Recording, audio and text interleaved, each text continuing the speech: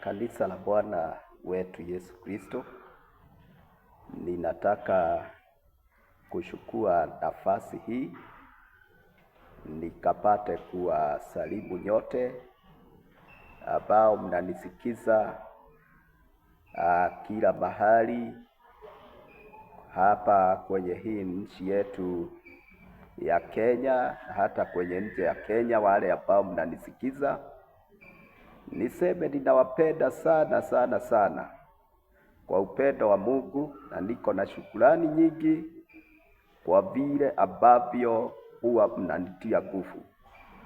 Na kwa hivyo siku ya leo ninataka niwaletee neno, na leo ninataka kuongea juu ya nguvu ambazo zimefichwa katika kumlilia Mungu. Kuna nguvu zimefichwa katika kumlilia Mungu. Sisi ni watoto wa Mungu, na kama vile ambavyo mtoto akililia mzazi wake, huyo mzazi huwa anakimbia. Vivyo hivyo nasi watoto wa Mungu tukimlilia Mungu, Mungu wetu lazima ashughulike. Ni nini kinatufanya tulie? Waisraeli walipolia in the book of Exodus chapter 3 and verse 7, Mungu alituma Musa, na alipokuwa anamuita Musa alimwambia ya kwamba nimesikia kilio cha watu wangu Israeli, na ninakutuma ukawatoe kwenye mateka ya watu wa Misri. Kwa hivyo Mungu ni kilio alisikia. Na kwa hivyo siku ya leo ninataka nikwambie ya kwamba kuna nguvu zimefichwa katika machozi. Kuna nguvu zimefichwa katika kilio. Na tukijua hivyo, hatutakuwa na haya ya kulia mbele za Bwana, ya kulia kwenye madhabahu ya Mungu. Bwana Yesu asifiwe. Na kwa hivyo ninataka nikunenee siku ya leo juu ya nguvu hizo ambazo zimefichwa katika kumlilia Mungu. Na tutasoma neno la kwanza kwenye kitabu cha Psalms chapter 56 and verses 8. Umehesabu kutangatanga kwangu. Ni Daudi anasema haya maneno, verse 8 in the book of Psalms chapter 56. Akasema ya kwamba umehesabu kutangatanga kwangu.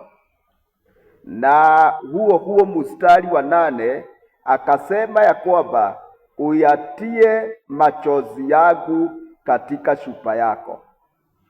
Je, hayamo katika kitabu chako? Hapa kuna neno ambalo Daudi anasema, anaonyesha ya kwamba Jehova anakuaga na chupa yake ambayo huwa anaweka machozi ya watu. Jehova anakuaga na chupa yake ambayo huwa anaweka machozi ya watu ambao wanamlilia. Na hiyo machozi ikiwekwa kwenye chupa ya Mungu, ndio huwa anatumia kufanyia watu mambo. Ni lazima ilete matokeo mazuri. Ni lazima hayo machozi yalete matokeo mazuri. Jehova anakuaga na chupa yake. Na mimi nataka niwaambie wale ambao mmependa kumlilia Mungu, niwaambie ya kwamba Mungu anakuaga na chupa yake ya kuweka machozi. Na hiyo revelation Daudi akawa nayo, akamwambia Mungu ya kwamba uyaweke machozi yangu kwenye chupa yako. Uyaweke machozi yangu kwenye chupa yako. Yale machozi ambayo unalia ya kumlilia Mungu, ya kumsihi Mungu, ya kulia mbele ya madhabahu ya Mungu. Mimi nataka nikwambie ya kwamba hayaanguki tu chini. Mungu anakuaga na chupa yake ya kuweka hayo machozi, na hata kama kuna machozi umelia Januari, ukililia nchi yetu ya Kenya, ukililia kanisa la Bwana wetu Yesu Kristo, ukililia jamii yako, ukililia familia, mimi nataka nikwambia kwamba hayo machozi hayajamwagika bure. Mwimbaji mmoja akaiba kwa ufunuo, akasema ya kwamba siri ya machozi yangu ni wewe unayajua. Siri ya machozi yangu ni wewe unayajua. Na akarudia hivyo. Na huo ni wimbo ambao uko na upako sana. Unakuwa unachucha upako ya kwamba siri ya machozi yangu ni wewe unayajua. Kwanza, madhabahu ikikosa machozi, hiyo madhabahu huwa inakauka. Madhabahu inahitaji imwagwe machozi, machozi ya watu wa Mungu. Watu wa Mungu wamwage machozi hapo kwa madhabahu. Hiyo ndio inafanya madhabahu isikauke. Madhabahu ambayo watu huwa wanamwaga machozi yao. Na watu wakimwaga machozi kwenye kanisa, kwenye madhabahu, hata hiyo kanisa inakuaga na presence na uwepo wa Mungu. Kuna tofauti ya mahali ambapo watu huwa wanalilia Mungu na mahali ambapo watu hawalilii Mungu. Mahali ambapo watu hawalilii Mungu, hapo mahali panakuaga pamekauka, pako na kaukafu ya aina fulani. Lakini mahali ambapo watu wamezoea kumulilia Mungu, kuna breakthrough inakuaga hapo, kuna uwepo unakuaga hapo. Kwa hivyo machozi huwa yanawekwa kwenye chupa ya Mungu. Ukilia machozi huwa yanawekwa kwenye chupa ya Mungu. Mungu anaiweka kwenye chupa yake na anafanya kazi na hiyo machozi. Analeta breakthrough kwa kanisa, anaokoa watu, anafanya miujiza kwa kanisa, anafanya mambo mengine. Unakuta ya kwamba kuna watu wanaokoka kwa sababu ya machozi ya watu ambao Mungu ameweka kwenye chupa yake. Mimi nataka niwaambie Wakristo, machozi yenu ni kama gold. Machozi ya Wakristo ni kama gold. Uko na kitu cha maana sana. Machozi, uko na kitu ambacho kinaweza letea kanisa la Bwana utukufu. Machozi ni kitu cha maana sana. Machozi, na kama umepewa machozi ya kumlilia Mungu, umepewa kitu cha maana sana. Yeremia alisema ya kwamba laiti kichwa changu kingejaa maji, ili niwalilie wana wa Israeli, ili niwalilie watu wa Israeli. Bwana Yesu asifiwe. Mahali pengine in the book of Jeremiah chapter 9 and verses 17, Biblia inasema ya kwamba iteni wanawake, iteni wamama ambao wanajua kulia, na wafundishe binti zao kulia. Bwana Yesu asifiwe. Kwa hivyo kulia ni kitu cha maana sana. Kulia ni kitu cha maana sana, na watu wanafaa wajifundishe kumlilia Mungu, hata kama ni kanisa. Kukosa hivyo uwepo na breakthrough haitakuwa kwenye nyumba ya Mungu. Kwa hivyo machozi, kuna siri imefishwa, kuna nguvu ambazo zimefishwa katika kumlilia Mungu. Daudi akasema, uyatie machozi yangu katika chupa yako, je, hayamo katika kitabu chako? Kwa hivyo machozi kuna kitabu kinaandikwa machozi ile mtu analilia Mungu. Umelia lita ngapi? Hizo lita zinaandikwa. Ni kama vile ambavyo unaweza kamua ng'ombe upeleke maziwa. Huyo mtu anapima, anajua ni lita ngapi, alafu anaandika kwa kitabu. Vivyo hivyo machozi ya watu ambao wako kanisani, machozi ya watu wa Mungu huwa inawekwa kwenye chupa ya Mungu, alafu inapimwa, na baada ya kupimwa kuna kitabu inaandikwa machozi, machozi ya watu wa Mungu. Na mimi nataka niwaambie ya kwamba Mungu ako na kitabu ambacho kinaitwa kitabu cha machozi. Kule mbinguni kuna vitabu vingi. Kuna vitabu vya matendo,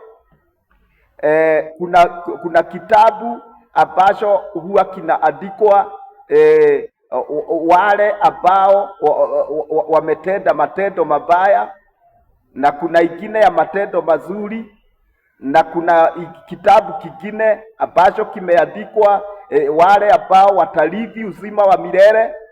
Na pia hapa tumegundua ya kwamba mbinguni kuna kitabu kinaitwa kitabu cha machozi, kitabu cha machozi ambazo kuwa kinaandikwa machozi ambayo umelia, ukililia kazi ya Bwana, ukililia nchi, ukililia jamii yako, ukililia watu wenu waokolewe, ukililia kanisa ipate breakthrough, ukililia kanisa la Bwana lisimame.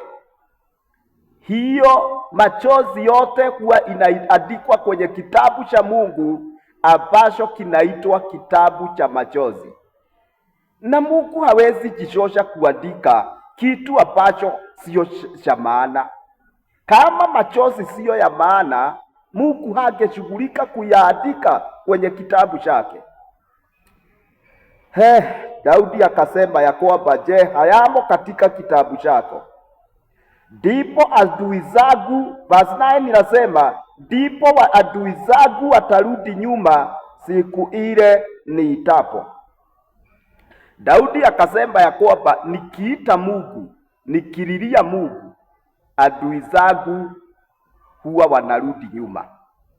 Adui zangu wanarudi nyuma nikimuita Mungu siku ile niitapo Mungu. Umezungukwa na maadui wengi na umefanya mambo mengi, lakini mimi nataka nikuulize, umejaribu hii kumlilia Mungu? Ukimlilia Mungu, adui zako watarudi nyuma.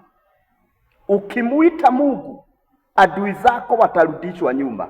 Lazima warudishwe nyuma, au adui zako. Bwana Yesu asifiwe. Daudi akamalizia kusema huo mstari wa 9, neno hili najua kuwa Mungu yu upande wangu. Hilo neno nalijua. Kwa hivyo kuna nguvu ambazo zimefishwa katika kumlilia Mungu. Ukisoma Psalms 107, Zaburi hiyo 107 imeandikwa kama mara 4 juu ya watu ambao walikuwa wanapitia shida fulani, lakini walipomlilia Mungu, Mungu atakatenda jambo. Walipomlilia Mungu. Tukianza verse 4, Bible inasema ya kwamba walitangatanga jangwani katika njia ya nyika. Hawa ni Waisraeli. Walitangatanga jangwani katika njia ya nyika. Hawakuona mji wa kukaa. Waliona njaa, waliona na kiu. Nafsi yao ilikuwa ikizimia ndani yao. Hawa ni watu ambao hawakuwa na mji hata wa kukaa. Bible inasema ya kwamba wakaona njaa, wakaona kiu. Nafsi yao hata ikazimia ndani yao. Nafsi yao ikazimia, wakachoka, wakaishiwa na nguvu. Lakini verse 6 Bible inasema ya kwamba wakamlilia Bwana katika dhiki zao, akawaponya na shida zao. Unaona, baada ya kukosa mji wa kukaa, kukosa kitu cha kukula, hata kitu cha kukunywa hawakupata. Bible inasema ya kwamba wakamlilia Bwana katika dhiki zao, akawaponya na shida zao. Mimi nataka nikuambie ya kwamba hata wewe ukimlilia Mungu katika dhiki yako, ukimlilia Mungu katika shida yako, atakuokoa na shida zako. Mungu akisikia kilio cha watoto wake, lazima afanye kitu. Hata wewe ukisikia mtoto wako analia pale, hata awe mkubwa, ukisikia kilio cha mtoto wako, lazima uact, lazima uinuke, na ni lazima uulize, utake kujua ni nini kinamfanya huyo mtoto wangu alie. Naye Mungu akisikia kilio cha watoto wake, ni lazima Mungu ainuke. Kwa hivyo Bible inasema verse 6, wakamlilia Bwana katika dhiki zao, akawaponya na shida zao. Ukienda verse 13, Bible inasema wakamlilia Bwana katika dhiki zao, akawaponya na shida zao. Ukienda verse 19, inasema wakamlilia Bwana katika dhiki zao, akawaponya na shida zao. Na tena ukienda verse 28, inarudia hivyo hivyo, wakamlilia Bwana katika dhiki zao, akawaponya na shida zao. Kwa hivyo hao watu wote ni watu ambao walikuwa wanapitia shida tofauti, lakini tofauti yao ni kwamba walikuwa wanajua hii siri ya kumulilia Mungu, ya kumulilia Bwana. Na hakuna jambo nzuri kama hii, hakuna siri kubwa kama hii kujua, hakuna jambo nzuri kama kujua hii siri ya kumulilia Bwana katika shida zako. Hawezi toka hivyo, lazima ainuke au atumane. Akisikia unamlilia Bwana, lazima atake kujua ni kwa nini, na ni lazima atende jambo. Kwa hivyo kuna siri imefichwa katika kumlilia Bwana. Daudi alisema in Psalms 142, akasema, kwa sauti yangu nitamlilia Bwana, kwa sauti yangu nitamwomba Bwana dua. Hakuna kitu kibaya kama kuaibika kumlilia Mungu. Hakuna kitu kibaya kama kujifanya mbwana mbele za Mungu. Ujifanye hauna shida,